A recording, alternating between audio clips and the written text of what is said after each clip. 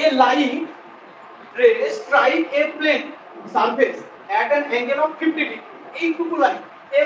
light ray strike a plane ঠিক আছে আবার এবারে বোর্ডটাকে আমি ঘুরিয়ে দিচ্ছি বোর্ড থাকলে তোদের অসুবিধা হয়ে যাবে হ্যাঁ বোর্ডে কিছু লেখা নেই এটা হচ্ছে এটা একটা ব্যাকগ্রাউন্ড তুই একটা সিম্পল কথা বল এই দেখ লাইটের একটা রে এটা দেখতে পাচ্ছিস লাইটের রে ভালো করে দেখ ভালো করে তুই দেখবি কিন্তু তাহলে তোর কনফিউশন সব জীবনে সব হয়ে যাবে লাইটের রে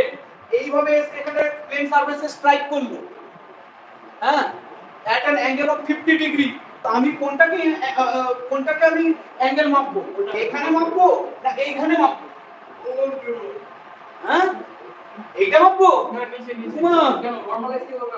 অ্যাঙ্গেল অফ আই আমি অ্যাঙ্গেল অফ আই বলিনি আমি বলেছি একটা লাইট প্লেন সারফেসকে স্ট্রাইক করবে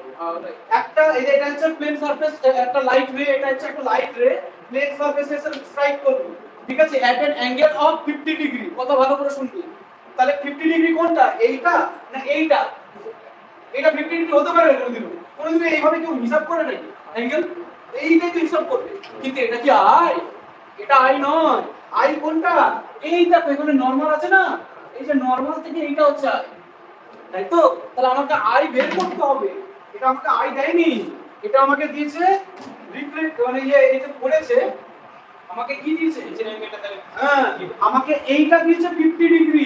তাই তো তাহলে এইটা পুরোটা কত 90 তাহলে 90 মাইনাস 50 তাহলে আই কত বেরোলো আমার আই হচ্ছে 40 ডিগ্রি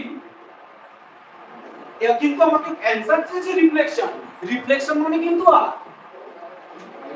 রিফ্লেকশন মানে কিন্তু আর I equals to R তো সুতরাং আমার এটা R সমান